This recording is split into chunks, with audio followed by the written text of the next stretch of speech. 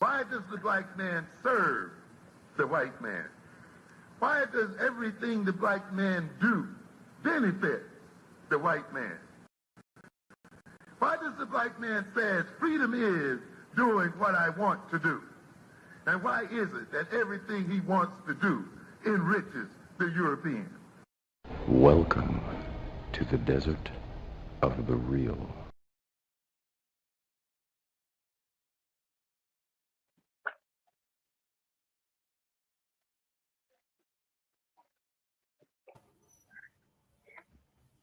Oh, yours.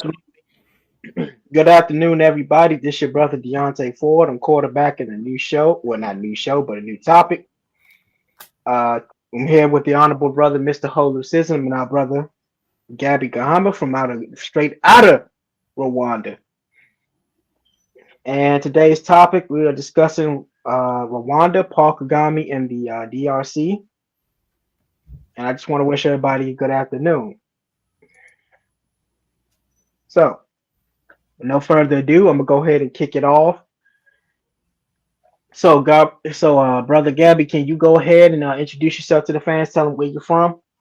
My name is Gaby Gahima. I am Rwandan and born and raised in Tanzania, but I'm Rwandan. I went to Rwanda in 1996, and I've been in Rwanda since 1996 to 2024. I'm a tour operator, and so I do education and community-based tourism. So, yeah, that's me in short.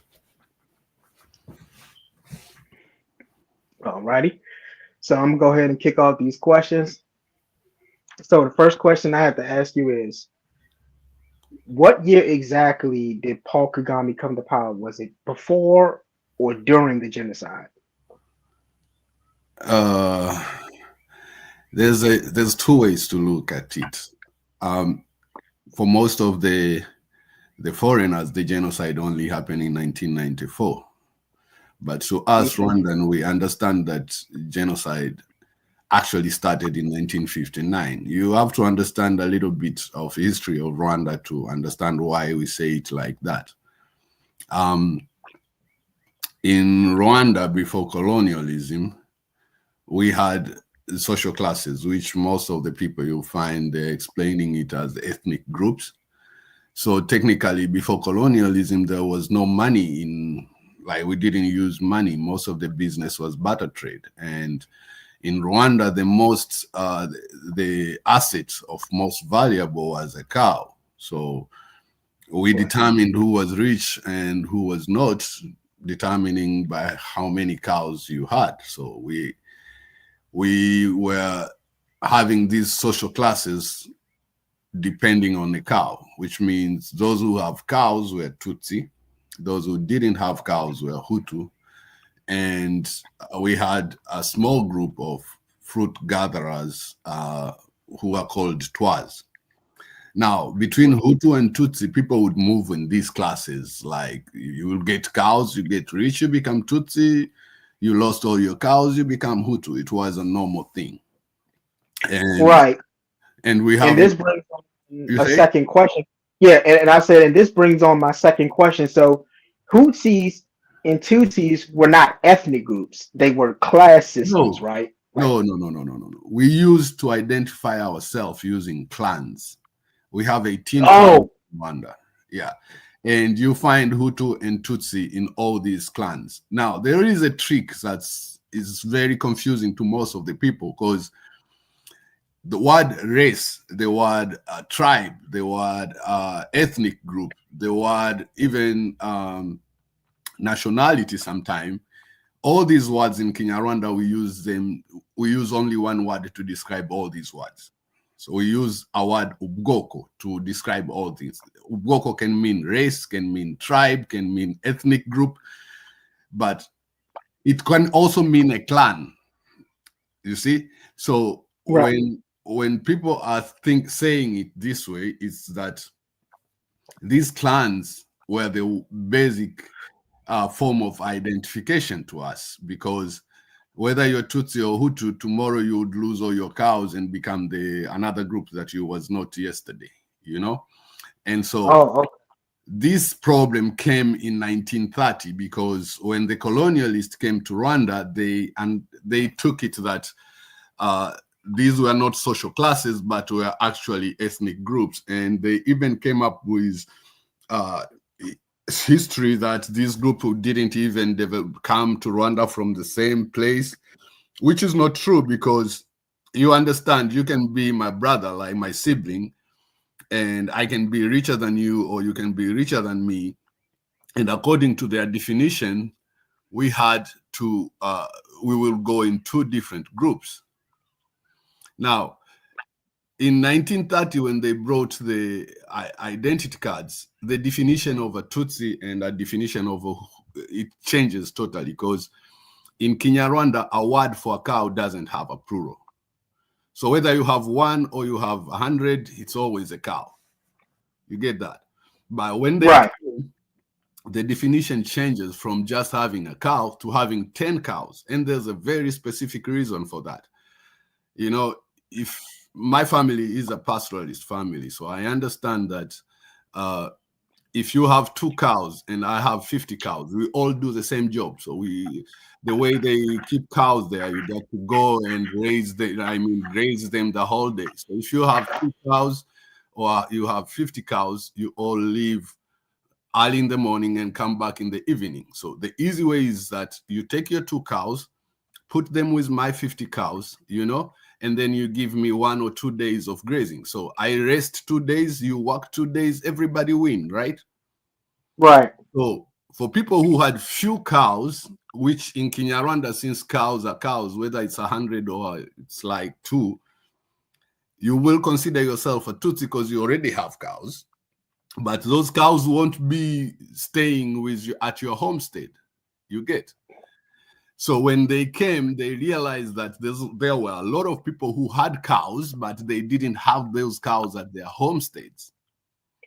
So they have to come up with this number, which is 10, because at least when you have 10 cows, then you can have, you know, you can decide to keep them with you, and now you can take the whole job with you. So that's why they came up with the number 10, saying that Tutsi are those who have 10 or more cows, you know. And so this vision was planted then. And then between 1930 and 1959, most of the chiefs were Tutsi. And so in 1959, as you understand, by that time in Africa, there was a wave of independence fighting. Right. When in Rwanda, the king and the leaders, who were majority Tutsi, of course, started fighting for independence. And the Belgians saw that it would be difficult to continue to rule through them after independence. So they came up with a theory telling Hutu that, you know, these guys are very few and they've been ruling you. And then there was like a lot of war in Rwanda in 1959. So that's how majority of the Tutsi left Rwanda in 1959. They become refugees in different countries. We will come back to that because it has a connection also with DRC that we'll talk after later. But after these refugees go away in 1959, then Rwanda started to be a state where there were different classes of citizens. So the Hutu were like the first class, then there was the second class who were the Tutsi, you know? And this continued through different times.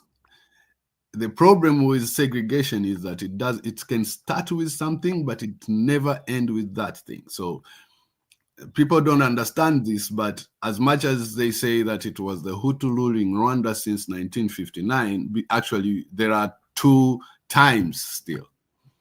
Between 1959 and 1973 and 1973 to 1994. Why? Because between 1959 and 1973, the president and majority of the leader were Hutu from the south of the country. And in 1973, the army chief, who was Habyarimana, who was a Hutu from the north, made a coup. And so the power kind of shift from the Hutu from the south to the Hutu from northwestern, you know? So this creates classes to the extent, I'll give you a very simple example. In education, when you finish what we call primary school there, it's like elementary, I think here. And when you finish that, to go to the secondary school, they will give the same exam countrywide. Now, to pass that exam to get a government scholarship to go to the secondary school, if you are Tutsi, you will need to get like 95%. If you are Hutu from any other part of the country, you'll need like between 60 to 75%. But if you are a Hutu, if you was a northwestern Hutu from Rwanda, you'll need 15% of the same exam to pass. That's because they wanted a lot of people from their area who are Hutu to, you know, be the one to access education. So Rwanda was so divided. But again, remember, there was a group that left Rwanda in 1959. And these people since 1959 keep trying to go back to Rwanda. Now, this is the same group that was led by Kagame from 1990, first by somebody else called Fred Rwigema, and then later by Kagame from 1990, trying to go back to Rwanda.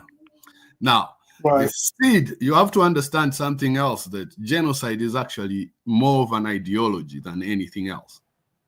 Now, this ideology of genocide have been spreading out in Rwanda since 1959, you know, since when there was the first incidents which made Tutsi to flee their country.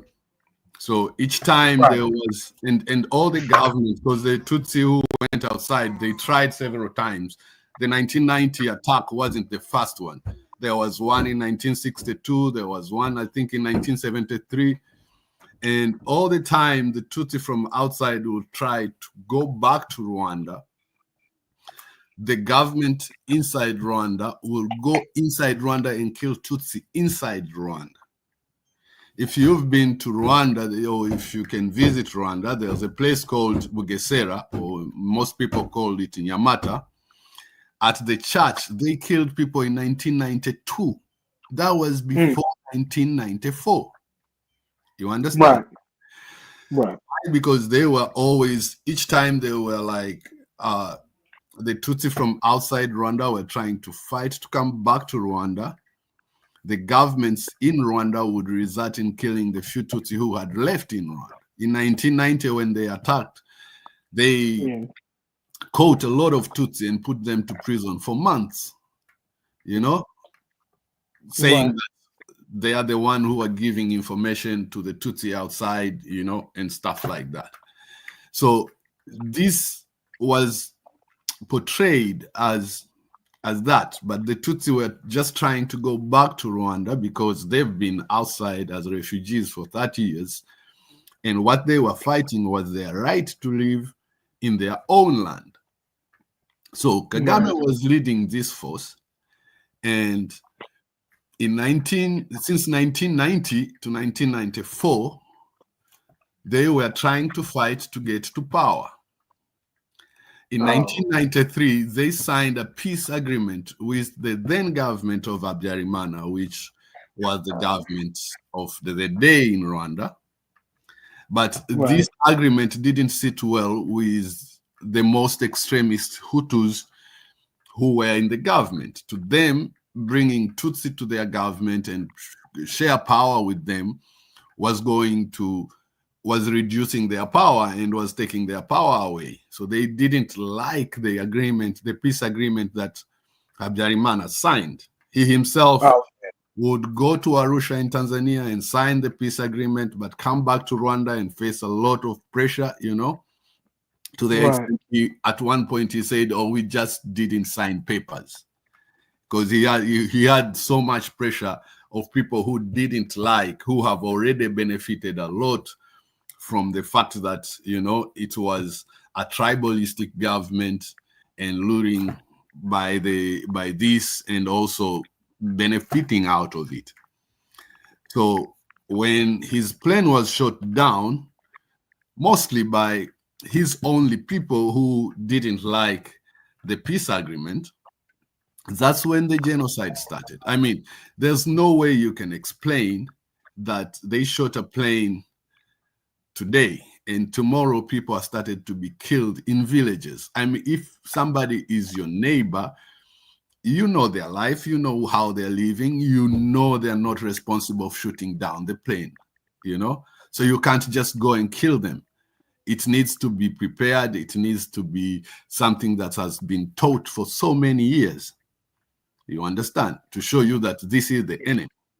Otherwise, you wouldn't accuse a kid who's 4 or 5 years old of shooting a presidential plane. You'll be mad, you know?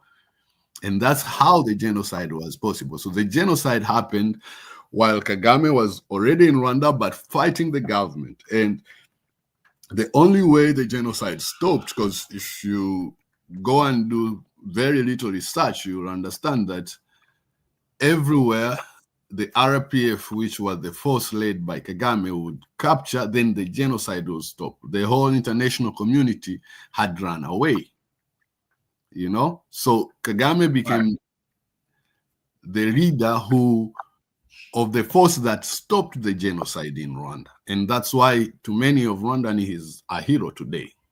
So his government started after the genocide. To answer your question in a very quick way. Right. So what happened to those who he didn't? Unfortunately, you know, nothing is perfect. So what happened to the rest of the people who committed the genocide? Did they flee the country? Like the ones that didn't get caught? Yes, majority of them flee the country. And where did they go? Many free to Tanzania, and many more still free to what was called Zaire then, which is Democratic Republic of Congo today.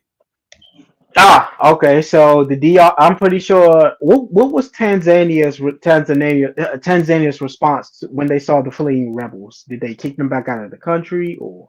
No, there was two different ways between how these refugees were received. In Tanzania, they made sure that before they enter, they separated the soldiers from the civilians. That's one. They removed the arms. They, disarmed the soldiers before they entered Tanzania.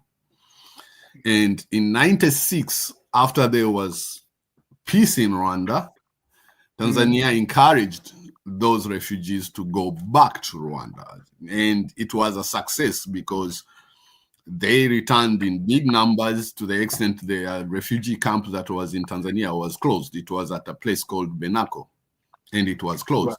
Now, on the other side in Congo, they never disarmed them. They created their refugee camps very close to the border with Rwanda. So it was running, so they reached there and they kept running their government inside the refugee camps because they had their arms. Their army was still having their arms. And most of the government had run into Congo and they were very close to the border of Rwanda. And in a very short time, they started attacking Rwanda again. This is a group that at first was called Lille, then they changed names so much. Now it's called FDLR. FDLR? FDLR. Oh, the FDLR. Yeah. It's totally, what is FDLR stands for in French, Force Démocratique pour la Libération de Rwanda, or Democratic Force for the Liberation of Rwanda. That's what it means in English. And I'm pretty sure they are anything but democratic. They are anything but democratic. Of course, they are the one who perpetrated the genocide in Rwanda. Now, there is another issue that you have to understand, especially with the side of Congo. You just need a very simple Google map of the Rwandan map before colonialism. Right. If you do a Google map of Rwandan kingdom, the Rwandan kingdom before colonialism, you will see that there's a lot of land which used to be Rwanda then that is currently in Congo. This is not this only in Congo. There's also a lot of land which was Rwanda, which is in Uganda. The whole southwestern district of Uganda today, majority of the people there speak Kinyarwanda as their own language. I mean, you have to understand it used to be the same country, but when they cut the borders, these parts found themselves, one part found itself in Uganda, another part found itself in Congo. And now, when people talk about this, they just talk about, you know, Kinyarwanda speaking Ugandans or Kinyarwanda speaking Congolese. In truth is they're not only Kinyarwanda speaking. These people have their families together in Rwanda. Personally, a brother to my grandfather was living in Kalentry, Uganda today. So technically, I have cousins who are Kinyarwanda speaking, who are not Rwandans, who are Ugandans. Right. You know? So it's the same case on the side of Congo. Right. So when this force goes to Congo, they found communities with the same made up like the one that has been in Rwanda. So they found communities there. Remember, they left Rwanda by killing Tutsis with a genocide ideology of eliminating all the Tutsi in Rwanda. They go to Congo and they find in Congo there are also Tutsi and Hutu, you know, in their communities. So they continue killing Tutsi in Congo. Right. And again, the government of the DRC, correct me if I'm wrong, but the government of Zaire or the DRC or whatever they would call it then, knew and saw these people coming into their country, knew who they were, and did nothing to stop them. Is that also correct? Yes. I mean, you have to understand the president of Zaire then, Mobutu, was a close friend to Habyarimana. When the RPF attacked in 1990, Zaire is one of the countries that sent their soldiers to try and stop them. So they have been on the side of Habyarimana all along. And they were trying to support them, to help them to bring back the friendly government back in power in Rwanda. Right. Yeah. Okay, so next question. I'm trying not to ask the same questions over and over again. That's not what I'm trying to do. So you can ask what you don't understand. It's fine. No, you can repeat the question. I'm okay. So the fleeing rebels that left that had just finished terrorizing Rwanda, once Paul Kagame kicked them out, they fled to the DRC and to Tanzania and to really anywhere close by you, southern Uganda as well. They formed community. So just the DRC. There is something that you're getting wrong. What I'm trying to tell you is, even prior to these people going, like even prior to 1994, there were already Kinyarwanda speaking communities in Uganda and in Congo.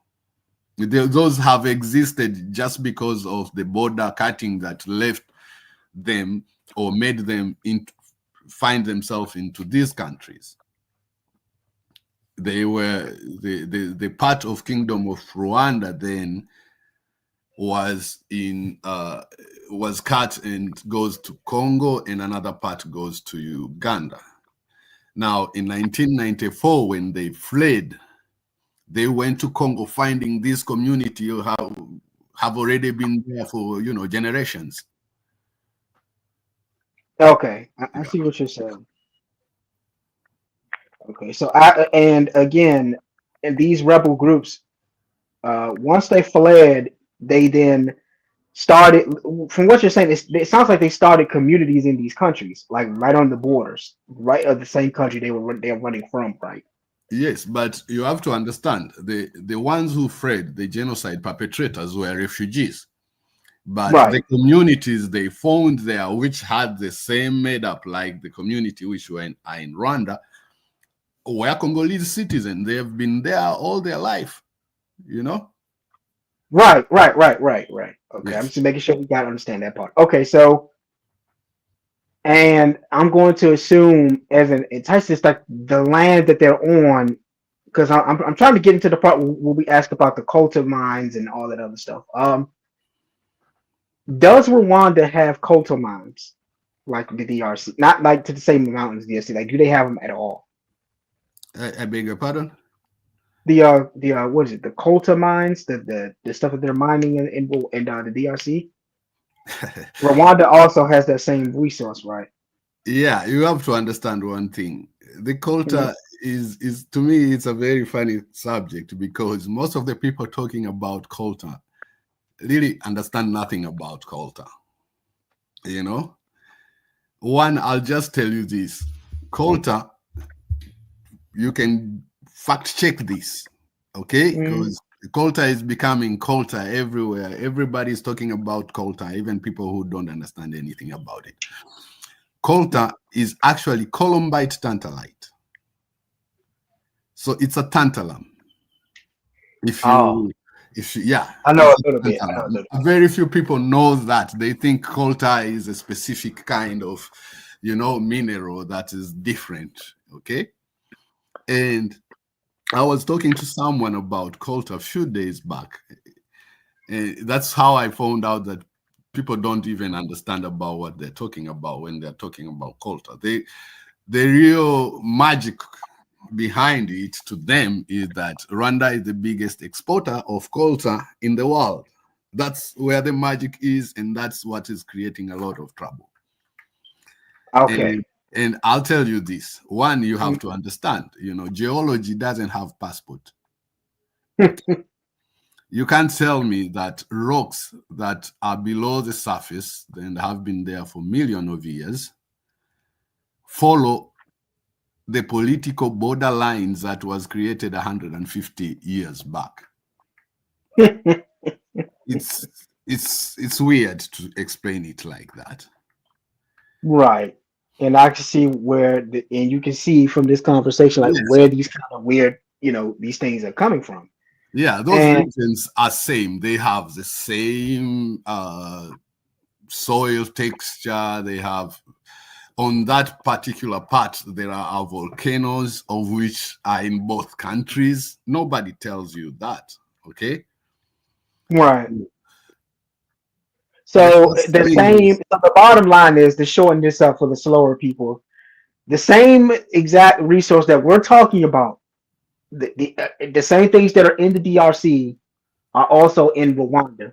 Yes, but this is a very complex question. That's why I want to explain to you in like slowly and make people understand. Right. Understand. Because one thing I've realized about that part, especially the story of Coltan, is that in Kinyarwanda they say you can take a cow to the river, but you can't force it to drink water. So that means people will still understand what they want to understand. But let me try and put this very straight. There are 3 factors that make Rwanda the biggest exporter of Coltan in the world. And I want to go very, very slow on these factors because you have to understand them very well. Number 1, it is true that there is Coltan in Rwanda.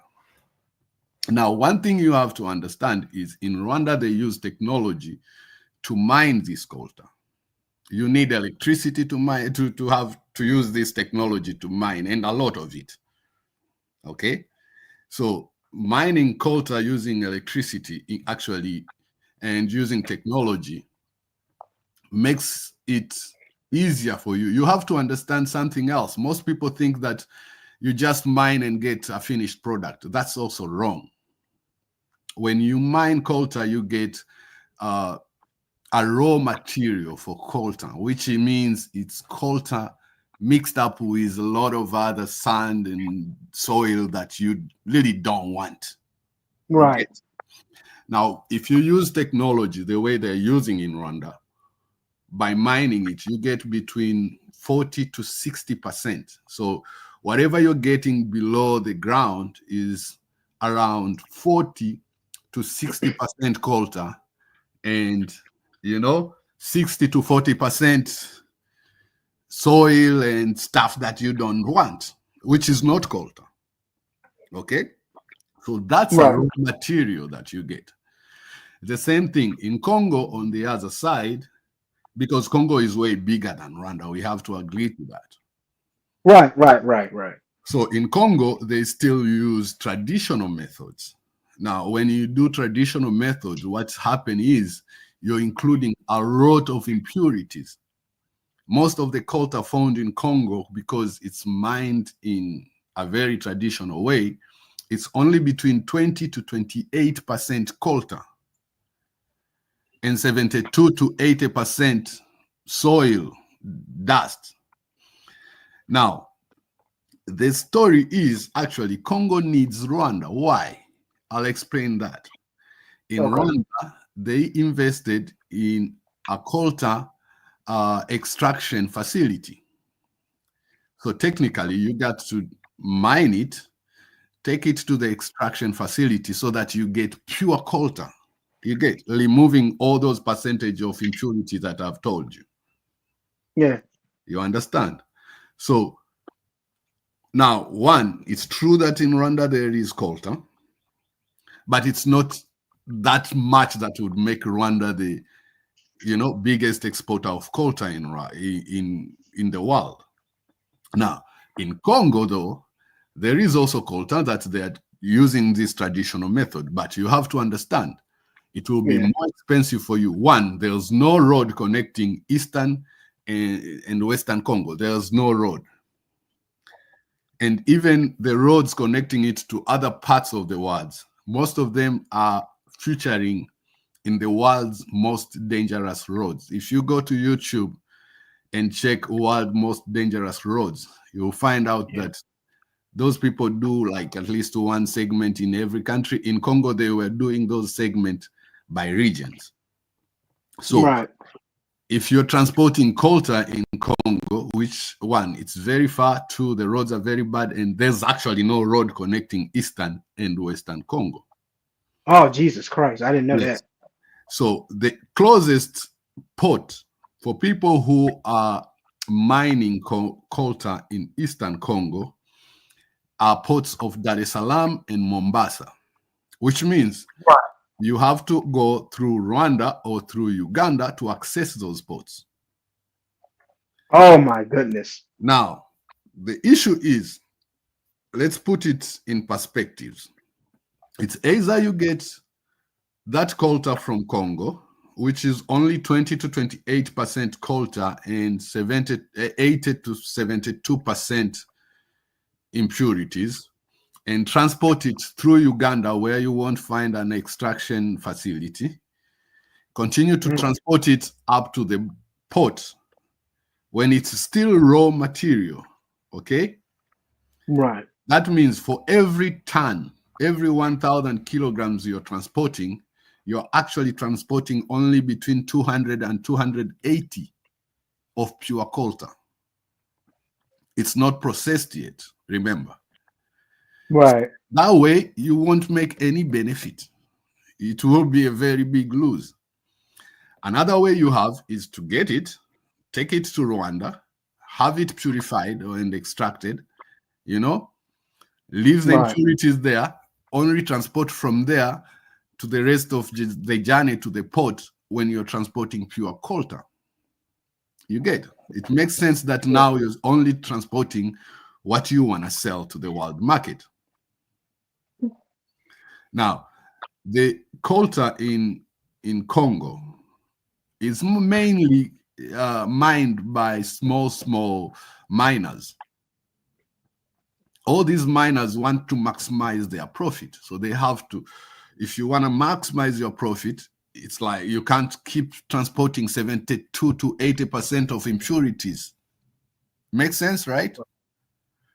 Right. So you have to get it from Congo, take it to Rwanda. Even if you go today and start up a mine in Congo yourself, you will have to take it and pass it to purify it in Rwanda, and then take it from Rwanda and to the port in Dar es Salaam or in Mombasa for you to access the world market.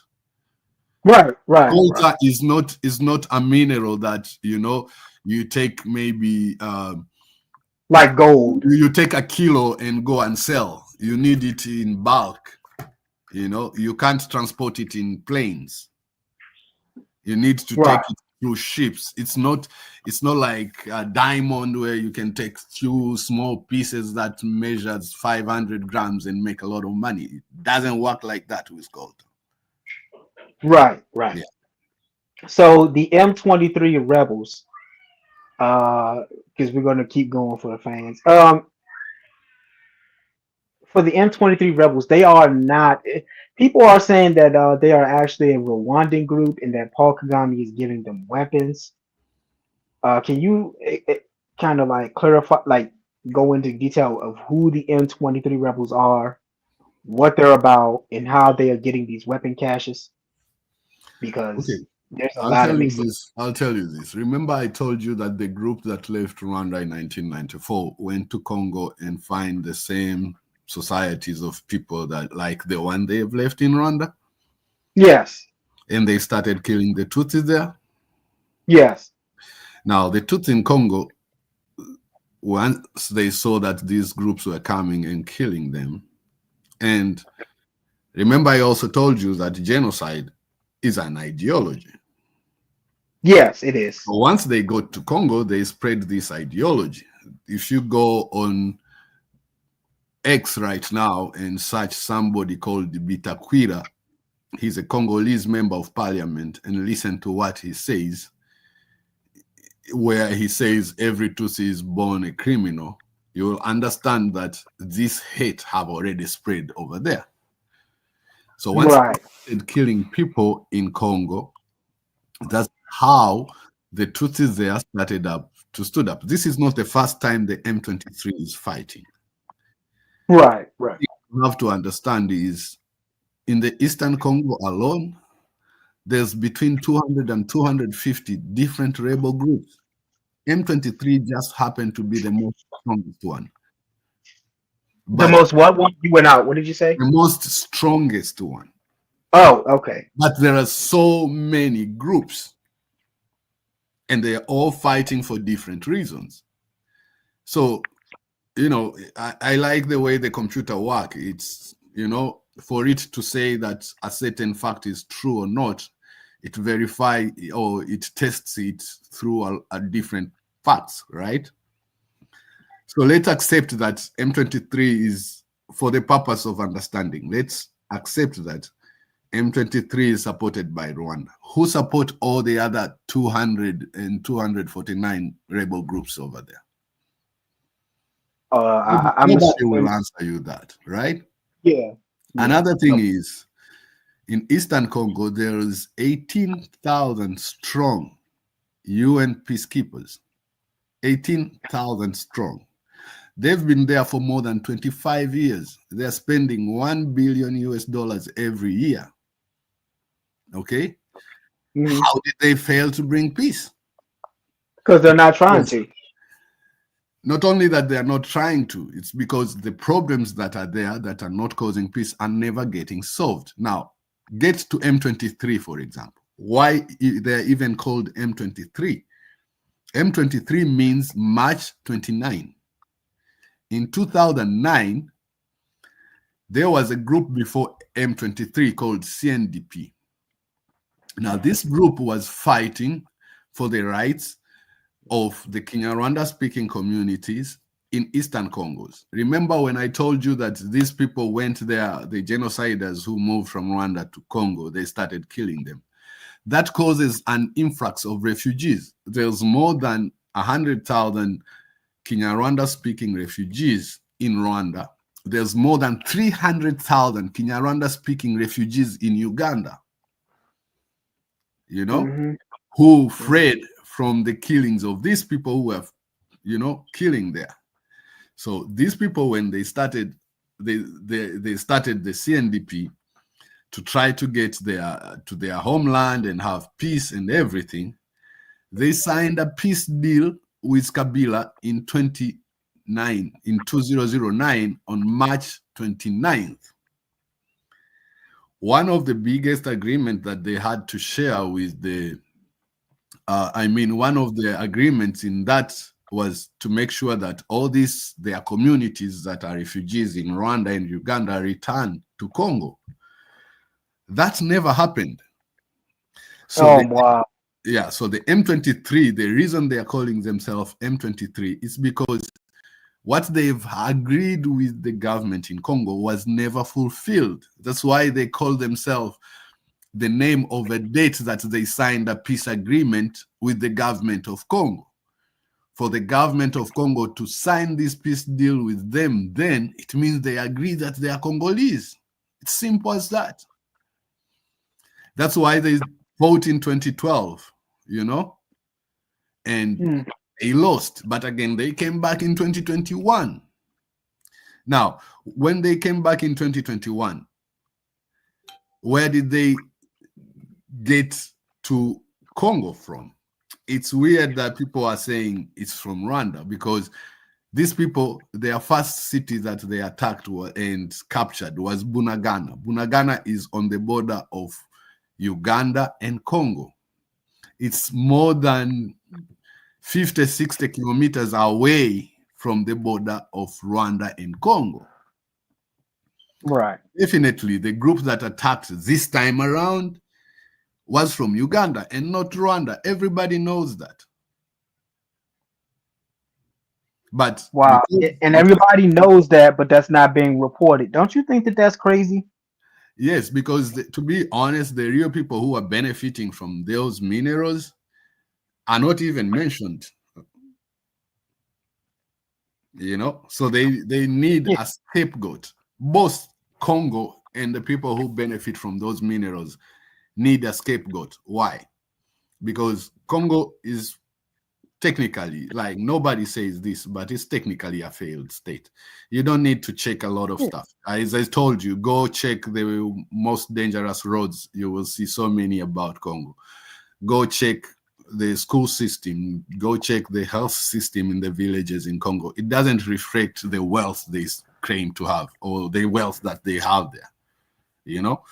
And of course, there's also another kind of division. The people on the West don't mind anything about the East. The only thing they mind about the East is getting minerals from there. Right. So all these people who are making benefit from there are the people who are making such noise about it. Right. And so through the process, making Rwanda the scapegoat. Right. And I've noticed that a lot of the Africans that criticize Paul Kagame are all coming from African countries that are basically, if they're not failed states, they're absolutely just horribly corrupt. And their leaders are not doing half of what he's done for his people. I've noticed that. And I'll use an example, like a lot of Nigerians don't like Paul Kagame. A lot of Ghanaians don't like Paul Kagame. And they're all coming from some of, if not the most corrupt countries in Africa. I would say West Africa, it has some bright spots, but these countries are overwhelmingly corrupt, all of them. From Ghana, Nigeria, Sierra Leone, Liberia, it has not really recovered since the coup of William Tolbert. You have Senegal that's going through another rebirth. I don't know what's going to become of that. The Republic of Benin, as me and you, brother, know it as Dahomey. I don't know what's going on over there, but there are complaints.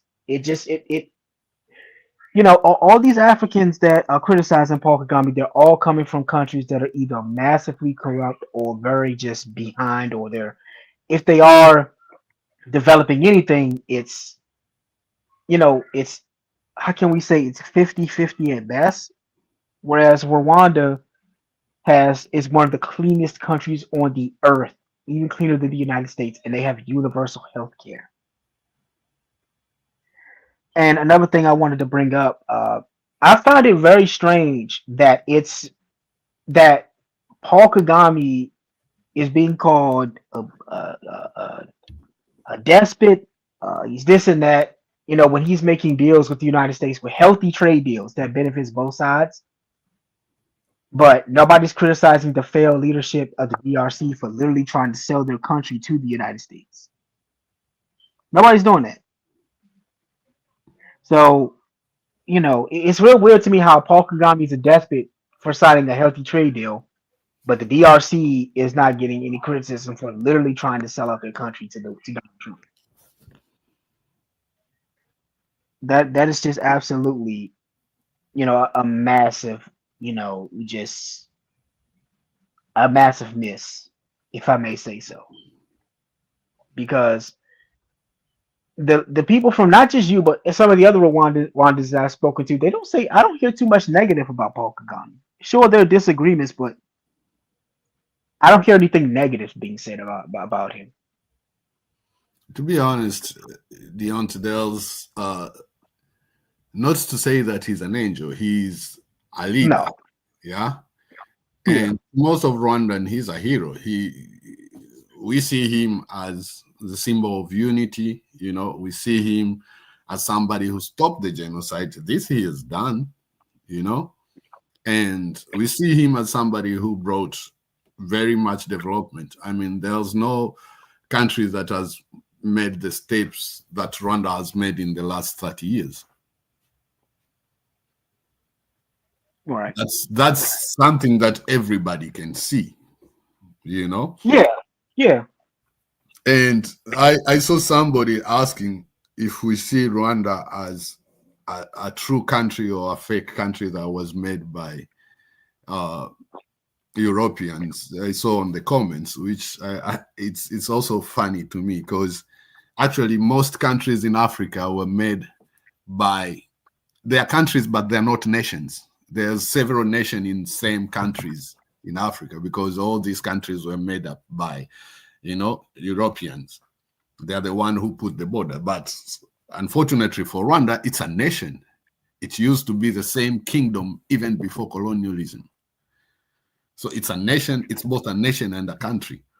In other countries, you find several nations in the same country. If you understand the definition of what's a nation and what's a country. Right. You know, so it's not only, wasn't actually made, was cut up, was reduced in size by the Europeans, but it has always been a country. Something I should tell you is on the area where Rwanda is, there's more than 40 million, because I told you there's parts of Rwanda that are in former Rwanda that are in Uganda today and former Rwanda that are in Congo today. Yes. So on that whole region, there's more than 40 million people who speak Kinyarwanda as their mother tongue. But out of them, only 14 million are actually Rwandan citizens. So there's more than twice the number of Rwandan citizens who are surrounding Rwanda who speak Kinyarwanda as their mother language. You know, that's also something nobody will tell you. And it's an open fact. Both VOA and BBC have Kinyarwanda programs.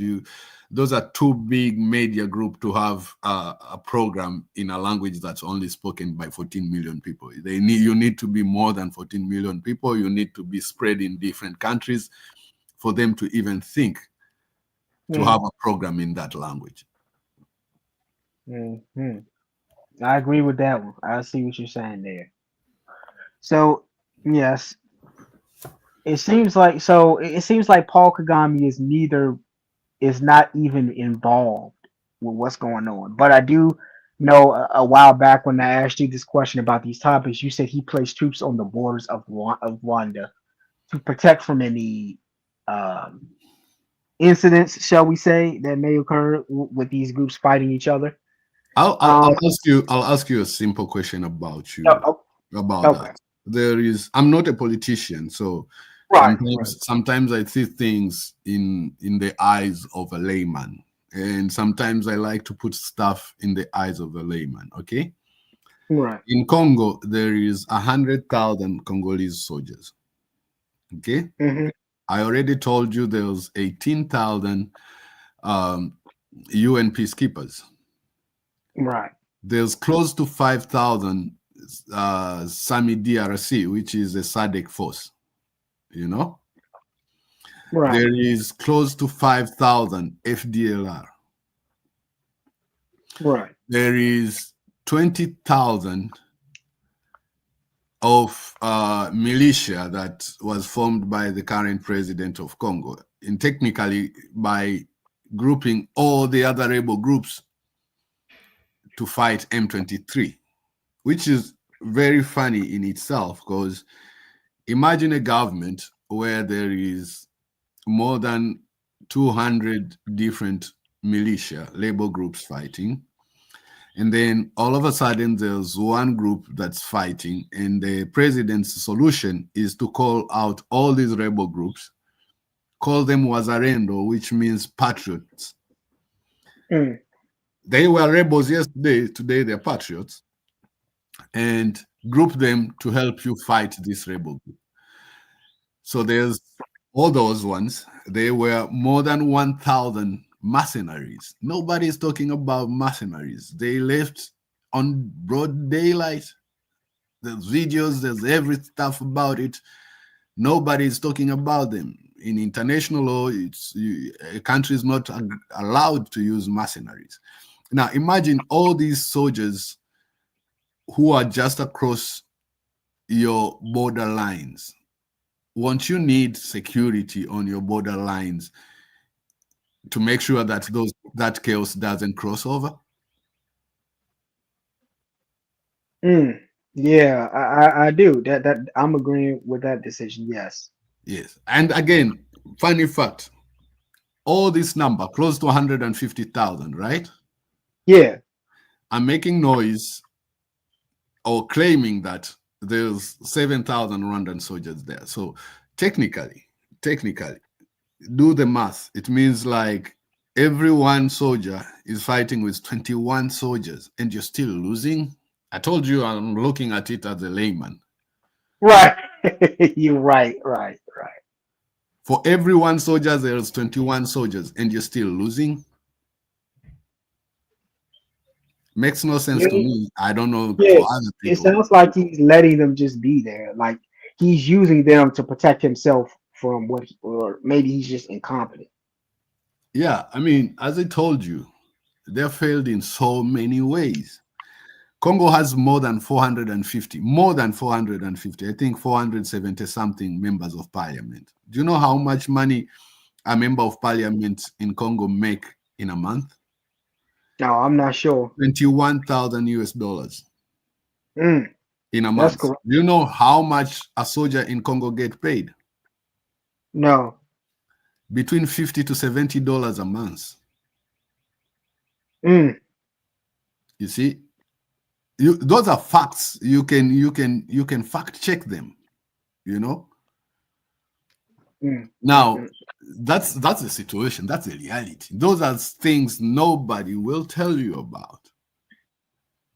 You know. Yeah. So this war is not about minerals. As I told you, the M23, of course, they're Kinyarwanda speaking. They have relatives in Rwanda. Nobody is saying no to that. It's true that those two things are true.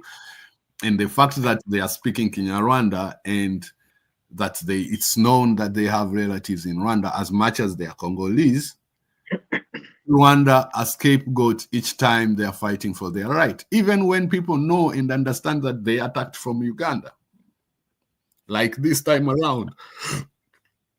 That's why, like, so right now what's happening is Rwanda is becoming a scapegoat because these people are speaking Kinyarwanda. Right. Yeah. Okay, so we have a comment from Woozy One. We have two actually. She should have, whoever this was, should have just put them all in one, but I'll read them. The first one is a question about the freedom for a citizen to dissent. There has been criticism in Western press directed at President Kagame about that issue. Do you want to address that, brother? Brother, there's 11 different political parties in Rwanda. There's more than estimating more than 300 plus media houses, and now with social media, there's even uncountable number of these. Now, the reason they're saying that there's no freedom of, freedom of speech, rising or saying that, it's not true. All these political parties, they criticize. Actually, in Rwanda, the constitution is totally different. It's encouraged unity. So it's totally different to the whole world. In Rwanda, the constitution says that the president of the parliament can never come from the same political party as the party that has most members of parliament. So that's different to everywhere I've read in the world. All the constitution, if you have the biggest number of member of parliaments, then you have the speaker, right? Mm-hmm. In Rwanda, it's the opposite. And the president, the prime minister, and the president of the assembly can never come from the same political party in Rwanda. So how do you say that there's not freedom of dissent? What they mainly mean is that in Rwanda there is strict laws that are punishing genocide deniers. So that's very true. And same is in Europe. If you go there and try to deny the Holocaust, you will face it hot, my friend. Right. Yeah. So they're using those kind of laws because sadly, most of the politicians try to do the politics in the basis of this ethnicity. And if you're doing that, it's so easy for you to fall up on the trap of the genocide ideology. You understand? Right. Now, if you're punished for having genocide ideology, everybody make noise that it's not freedom of speech. But those laws are everywhere, as I've told you. Right. Yeah. Okay, so her second part is there doesn't seem to be an understanding of the real devastation the people had to suffer through. I don't understand that part. Woozy One, can you kind of clarify a little bit on that? Because we literally went through all of that. What part do you think that we missed on?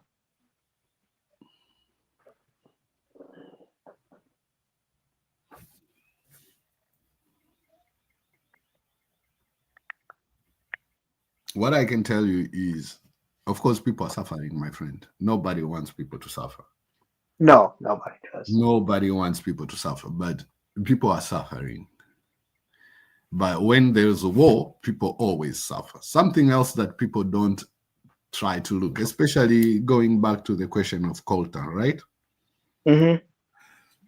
If you check, I was checking it a little bit now. You can fact check this. When did Rwanda become the world's biggest exporter of coltan? That was in 2014. You know, in 2014, the M23 was not in the picture. They have lost in 2012. So that shows you two things. One, that same as any business, it thrives during peacetime. And that Rwanda doesn't need a war in Congo for it to be the biggest exporter of coltan in the world, because during that time, the M23 was not in the picture when it first became the biggest exporter of coltan in the world.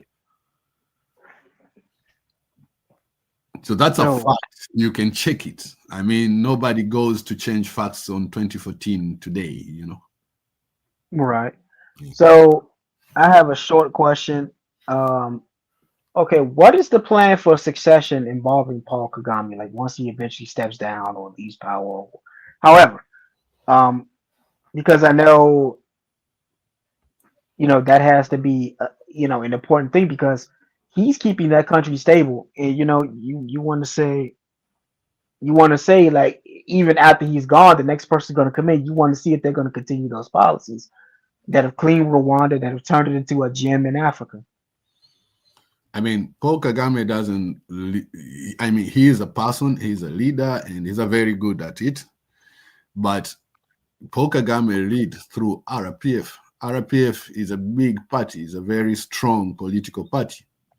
And it has so many people among them who can lead the country afterwards. So it's a question of picking who will be the next president in RPF. But I believe, for a country to develop like that, doesn't come from one person. It comes from a collective effort of so many people. Right. So it's a matter of them choosing the next candidate from among RPF, and that's something that's very possible. So they will always, so long as RPF is still leading and all the ideas come from RPF, there will be continuity. It's not a problem. Okay, so another question is asking you to speak on the Christian persecution that's going on in Rwanda. There's somebody saying that the Christian churches in Rwanda are being shut down. Do you want to talk about that or address that? One thing I like Kagame about is that he demands standard. So yes, there was a lot of churches that were closed, but it's because they didn't meet the standards. There are standards in Rwanda for a church to be a church. It has to be soundproof. There's this new denomination of Christians today who thinks by making more noise, God will hear you faster, right? So when you have a church in Rwanda, it has to be soundproof. You don't have to make the whole neighborhood not able to sleep. You have to adhere to the noise pollution laws. You have to have parkings. The church has to have a several number of toilets. In most of the African countries that I know, church is the quickest business to open because you just go, you put a tent, and people come. Nobody cares if there's a toilet or if there's too many parties. That doesn't happen in Rwanda.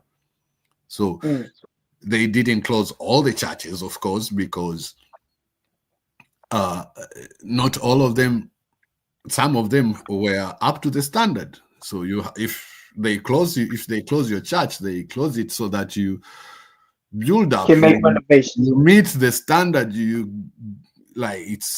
It's a question of standard. It's not the question of fighting Christianity. Getting it that way is very wrong. I have never had persons thinking that Rwanda is fighting Christianity. They all understand that it's a question of standards that you have to meet. If you have a church, you have to have a several number of toilets. The church has to have a parking. The church has to be in a building, not a tent, for example. And I mean, another thing that shows you is the number they close. It's so big because everybody wants churches to open churches. Churches are the quickest way to get rich, man. You don't pay tax, you collect tax every week, or you collect offerings, they call them, every week, and you don't pay tax. So if you don't monitor it and put standards for it, then it became a chaos. That's not allowed in Rwanda, and I think it's a good thing. Right, I agree. Yeah. My brother, Mr. Holism, our brother Skylar Williams wants to come in. You can let him in. He's cool, I know. And another question is Rwanda a majority Muslim country? No, it is not. I can answer that personally. No. So, no, it is not a Muslim country. All right, so I'm going to ask a few closing questions, and I'm going to let you enjoy your afternoon because I know it's Sunday. Yeah, okay, so with everything we touched on, I have to ask, what is Paul Kagame's political philosophy, like his economics, everything? Because what he's doing is clearly working. I mean, Paul Kagame is a very good president, personally. If you see how Rwanda was after 1994 and where Rwanda is today, I mean, those changes speak for themselves. Nobody has to tell you twice about them. If you happen to go to Rwanda and see it, you will totally understand. There's a guy right now, he's the biggest journalist in Zimbabwe. He's called Rutendo Matinyarare.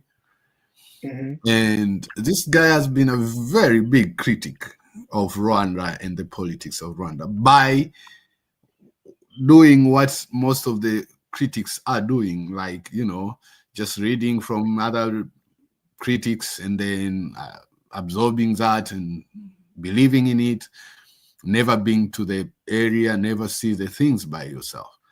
This guy went to Rwanda on a very simple fact. He just tried to prove if there's mines actually in Rwanda. And he reached there and saw the difference. He's turned out to be one of the biggest supporters. And now people are saying that he was bought. And nobody asked when he was a critic, who had bought him to be a critic? Now everybody's saying, oh, he's been bought by the government. That's become the government peace mouse. But my question is, was he bought by Congo before, or was he bought by who before to be a critic? And he agreed that he didn't have much of the knowledge because he has never been to Rwanda. He has never seen what's going on in Rwanda firsthand. One of the biggest issue now that the critics of Rwanda are trying to say is they're saying don't visit Rwanda, but they don't tell you visit where then. Technically, they are trying to keep you in your house. It's somebody telling you don't go to that person. They are not telling you come to my place. They are not telling you go to this place. They're just telling you don't go to this place. The reason is one, they understand if you go there, you'll find the truth. And then you will know that what they told you was not the truth. That's why there's a huge fight to fight the Visit Rwanda program. If you see a minister going and spending money, government money, to go and talk to the people who are paid to advertise Visit Rwanda, trying to tell them not to visit Rwanda or not to do that deal without giving them another deal. Right. People goes to find out the truth. Right. And so we had another question. I know you touched on this earlier, but from Darius, from good brother Darius. He's saying, how is it that Rwanda is the #1 exporter of coltan but they don't have as many coltan mines? And I know we touched on that earlier. And the answer is that that's a major misconception. It's a very major misconception. One, it started. When did it start happening? It started happening in 2014. In 2014, was the M23 in the picture? No. Why is it happening like that? I explained. There's coltan in Rwanda. Majority of it is they use technology to mine it. So by that, they're getting a higher percentage of coltan. But again, all the coltan that they mine in Eastern Congo, they need the extraction facility in Rwanda for it to be pure. So even if they give money to you, I mean, the only people who are thinking it's impossible are people who think that, coltan come out of the soil when it's a pure thing. It's not true. It comes as a raw material. And to most, like if you go and use traditional method, what you get is less than 30% coltan. 70% or more is technically impurities. So you need to extract it. And the closest place you can extract it, if you're mining it in Congo right now, it's in Rwanda. So it needs investments. It needs a lot of that. I mean, in Congo, you can't even find electricity in those areas where they're mining it. I think Deontay is not online now. Don't know what happened. Can I ask a question? Sure. While he's away.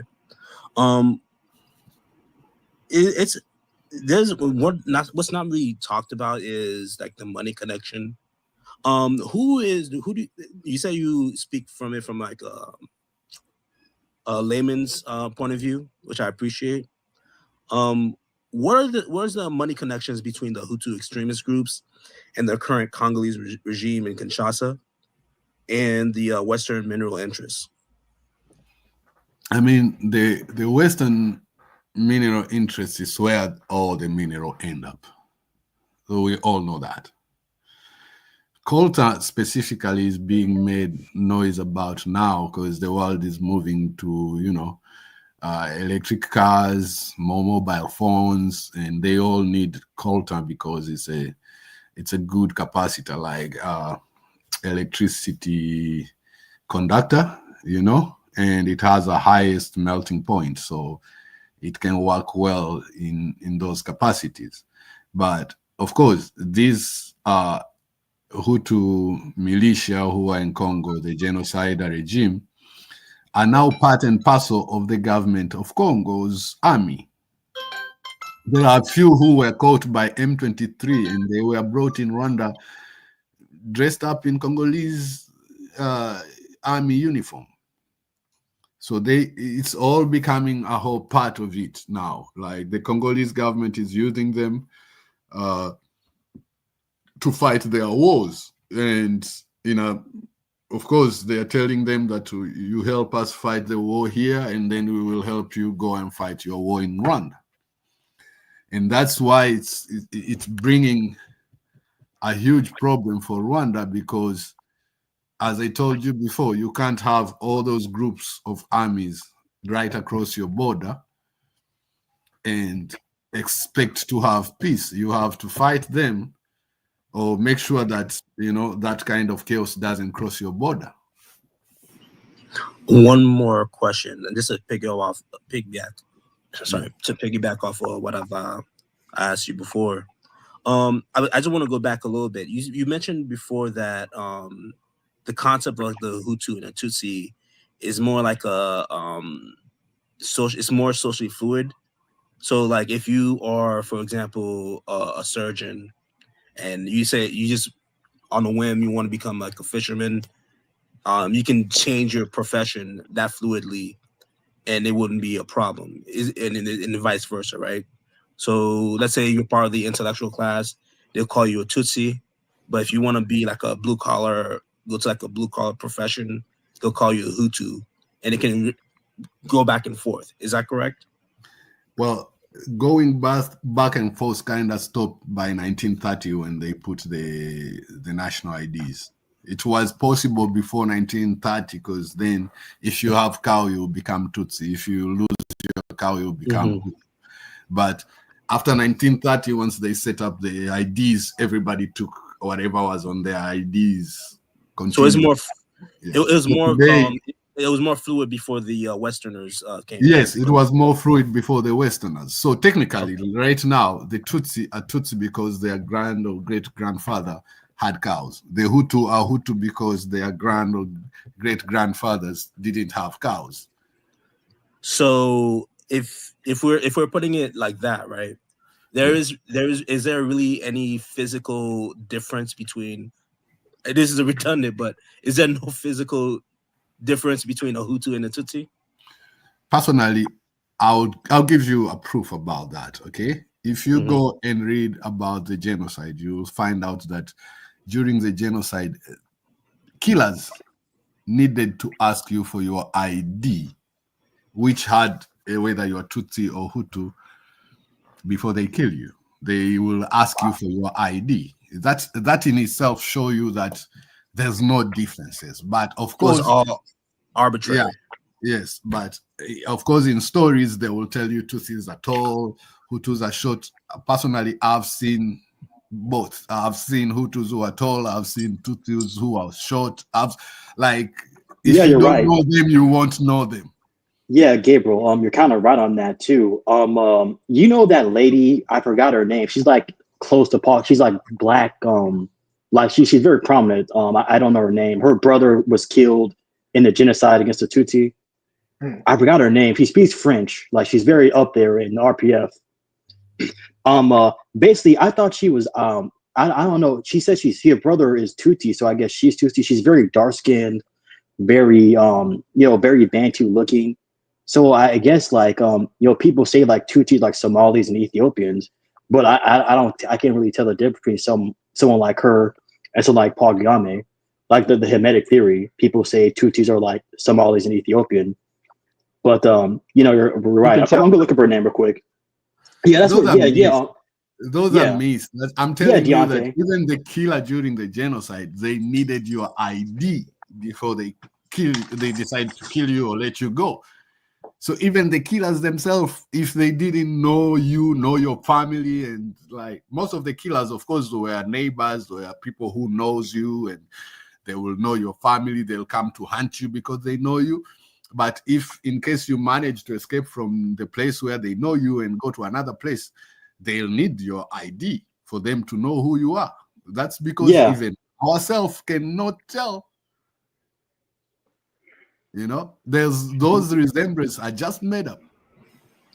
Yeah, like Deontay. What do you? Yeah, Deontay. If you go on Google right now and search, you'll find out that the Belgians need to even take measurements of nose and stuff like that to determine who was who on, and trying to determine those kind of futures. And I'll be honest with you, there's no Tutsis that I know who fulfill all those classmates, and there's no Hutu I know who fulfill all the classmates that they came up with. That's not true. Yeah, like Deontay, have you heard like the Tutsi, like Somalis and Ethiopian? You've been in Ethiopia, right? So you know, like the language in Ethiopia is completely different from like Tutsi, Rwanda. So like that never made any sense. So you know, people think Ethiopians are Arabs. You know that some people think Ethiopian Arabs. That's where that came from. They think Tutsis are, even saying that in itself is very funny. It's stupid. Yeah, even in Ethiopia there are different clans and they're very totally different from each other. My wife's Ethiopian. My wife is Ethiopian. Talking about? Yeah, I know exactly. Even Somalis aren't Arabs. Like my wife is Ethiopian. She's very dark skinned, but yeah, that's my point. Like even that himself is stupid. So yeah, but like I was saying, I'm trying to look for this lady. Damn, I forgot his name. RPF. Anyway, I'll tell you this, my brother. Don't even bother your head so much. You will see Tutsi who are short. You will see Hutu who are tall.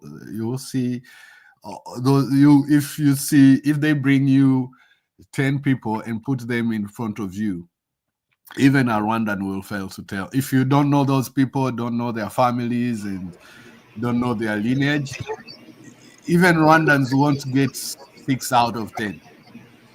I want to interject like some Haitian history here. During the Parsley massacre, there was like a border dispute between Trujillo and the Haitian government, and it was a beef between DR and Haiti. And in order to slaughter all the Haitians that are living along the border area, they couldn't tell the difference between an actual Haitian and an actual Dominican, right? So they had to have them say the word parsley to make the distinction, because saying the word parsley requires like a different Spanish accent. That's how they were able to carry out the massacre. So it just tells you how like it's just another demonstration of the narcissism of small differences, you know. But hey, you know Yolanda Makolo? Yes. Yeah, exactly. I thought she was like a band spokesperson. Yeah, but she Tutsi or Hutu, because I thought she has a very big nose, big lips. Her face is kind of, you know, not to say little bad things, but like she looks very Bantu like ish. Like is she Tutsi or Hutu? Like I always wonder that. I mean, my point is that it doesn't matter. It doesn't matter. Even for Rwandan, I've told you, even for Rwandans, if you take 10 people that they don't know, put them in front of them and tell them to tell you who is Hutu and who is Tutsi, nobody will get 6 out of 10. So nobody will, like they can, if they are very lucky, they'll get 2 out of 10 or 4 out of 10 maximum. Because actually, let me tell you how funny it is. There's so many contradicting facts about those morphology, looks, and physical appearance stuff. Yeah. So they say that a Tutsi must be tall, must have a long nose, must have a thin nose, and let me take those ones for example. Now, my question is, if I'm tall and I have a big nose, who am I? Yeah. You see, like you can have qualities from both characters. So what does that make you? Right. Yeah.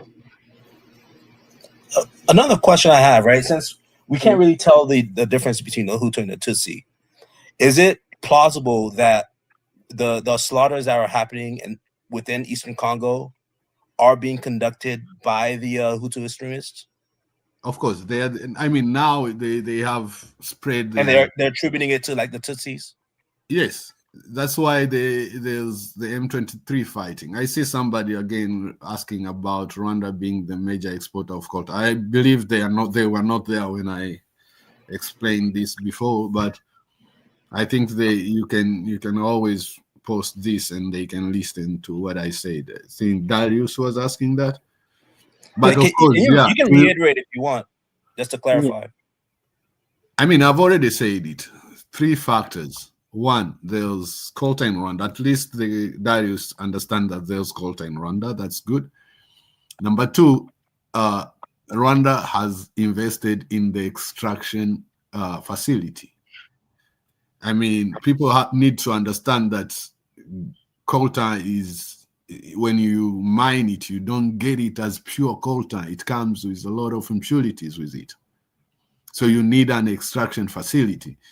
Now, the coltan in Rwanda is, they mine it using technology, which in a way reduce the amount of impurities while you're mining. So it's making it around 40 to 60% coltan, 40 to 60% impurities.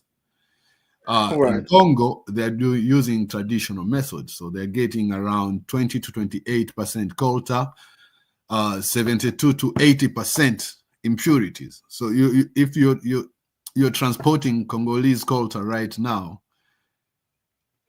you will be transporting, for every 1,000 kilos, you'll be transporting between 800 to 720 kilos of impurities. Right. So you need a close-by facility that can extract it to pure coltan.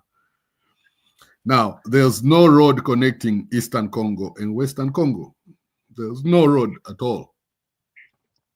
And it's also very, very far. The whole of Eastern Congo use the ports of Dar es Salaam and Mombasa as their supply chain. If you understand the Congolese map, you will know that Congo has mainly 3 supply chain routes. So the eastern part, they access the port of Mombasa and Dar es Salaam through Rwanda and Uganda. The southern part, they access the port of Dar es Salaam through Zambia to Tanzania, like that. The western part, they access the Atlantic Ocean. You know? So the eastern part, if you want to transport coltan, the best way, you have 2 options. You have the road through Uganda or the road through Rwanda. Now, the road through Uganda, there's no coltan extraction facility in Uganda. So it means if you are to use it, then you're transporting your coltan in raw material up to the world market. That's going to give you, one, you'll be transporting a lot of impurities, which are more than 70%, which means that more than 70% of your shipping costs are actually shipping impurities. You understand? Yep. Now, if you're on the other way, if you're transporting it through Rwanda, you can bring it to Rwanda and then get it extracted, get the pure coltan, leave the impurities behind, and transport the pure coltan to the world market. So that's why even the year when Rwanda started to become the biggest exporter of coltan is the year 2014. And in 2014, M23 was not in the picture. You can just go and fact check that. It's an easy thing. Right. Hey, yo, what do you think of Louisa Moshikewaba? Mushikiwabo, she's a Rwandan I understand from what I know is she's a survivor of the genocide. They killed Yeah, her that's what I was brother talking about who earlier. was Yeah, they killed her brother. Yeah, she yeah, she who looks was so she looks so dark skinned, like in Bantu, like again. That's why I know we moved past that, but I was saying like if you look her up, she looks very dark skinned. Like her brother was a Tutsi, so like you're right. Like this idea, like you can tell a difference, so you really can't. you really can't. I mean, that's why I'm telling you, even the killers themselves needed ID cards. Hey, yo, speaking of which, there's this debate going on who shot down the plane, pretty much the Habarami plane, and if you can elaborate on, I always argue like the plane was shot down by Hutu, like Akaza. I don't know how you pronounce it, Akaza or something, because Habarami was for like the Arusha Accord, and they wanted to kill him because they were Hutu that wasn't for the Arusha Accords. I don't know if you know about that. Can you like elaborate on, because there's many people that put out there like it was the RPF that shot down the plane. Can you elaborate on that? Well, I mean, up to that date, facts speak for themselves. Okay, you need to see the position of RPF up to that date for you to come up with your conclusions. RPF were very far from Kigali. The only force they had in Kigali was at the parliament, a force of 600 people, and for them to smuggle this missile that shot the plane was totally impossible. It's like trying to tell me that they smuggled this and go and carried out this probably around 20-30 kilometers into enemy territory. You understand that? Yeah, I understand that. And like again, the killers were never caught. They were never caught. Like you mean the presidential guard didn't catch anybody. They were never caught. So they managed to sneak in, shoot down the plane, and sneak out. That makes no sense. And like yeah. But on the other side, it's true that Habyarimana was facing a lot of pressure because of the peace agreement he had signed with the RPF among his own ranks. And they've been even they call it ballistic research and stuff by the French government itself that was actually first accusing the RPF of shooting down the plane. And I think there's a judge, somebody called Fredericks or something, who did that research, who came up with the conclusion that that plane was shot down from the Kanombe barracks, which was owned by by Habyarimana's soldiers by then. So it was an inside act by his own soldiers. Yeah. I see a lot of goes around. Yeah. All right, y'all. Look, we are officially way over time. It is going on one. There's one question though here that I would like. Go ahead. Go ahead. Maboma is asking what is the practical solution to solve the DRC Rwanda conflict. So my answer is very, very simple. To be honest, I'll tell you, the UN has used $1 billion for the past 25 years. They have sent teams of experts trying to solve a question that can only be defined by two words: bad leadership. That's the problem. Bad leadership. If were good leadership, as I told you before, there's Kinyarwanda speaking people in Uganda, but they have never been a problem. Why? Because as much as Uganda has their own issues, segregation among their own people has never been one of the problems. All Ugandans are treated the same, and they understand that they have a part of their country that speak Kinyarwanda. So they are not treating those Kinyarwanda-speaking Ugandans as outsiders. But in Congo, to be honest with you, there is failure of leadership. There's poor leadership, and you can see it in everything, as I said. Go to YouTube, try to see the most dangerous roads in the world, and you'll find out that in all countries, these people have one segment. In Congo, they got so much content that they decided to do it by regions. One. Two, they've never failed to finish the journey in any place. But in Congo, they failed to finish the journey. In Congo, there are places where you use 2 weeks to travel less than 40 miles because of the condition of the road. In Congo, you use more than a month to travel in less than 900 miles of a river in a boat. Like, you just go there. I mean, that video, their content will open your eyes so much about the level at which Congo failed. Because you have to understand, when a country fails, it doesn't fail in only one sphere. It's not only on security, or it's not only, it becomes an issue on every sector. You go to the health sector, you go to the schools, you go to all these things in Congo. They are like failed state. It's like a failed state, in other words. And that doesn't reflect the kind of wealth that is in Congo. You understand? Because every time a president come in, they just want to eat, they just want to steal, they just want to stay in power. That's how it's easy for a president in Congo to offer all the minerals to a country like United States, so long as they fight his rebels, who he claims they are actually stealing those minerals that he's giving away. Right. So for him just to stay in power, that's their main objective. That's what it means. It means I can give what these people are fighting for, or what I'm claiming that these people are fighting for, so long as you keep me in power. You know? One more question I have is, like, when M23 was making their incursion into Goma, right? I heard a lot of people, especially within like social media, saying like these are not Congolese, they're Rwandan, despite the fact that they were born in Eastern Congo. Was there ever like an instance where some of these Tutsi ethnic groups had their citizenships taken away? Yes, I mean, the name M23 alone means March 29th, 2009. That's when they had a peace agreement with the government of Congo. That's because even the government of Congo understand that they are Congolese. I mean, for people who speak in Rwanda, it's easier to even know this.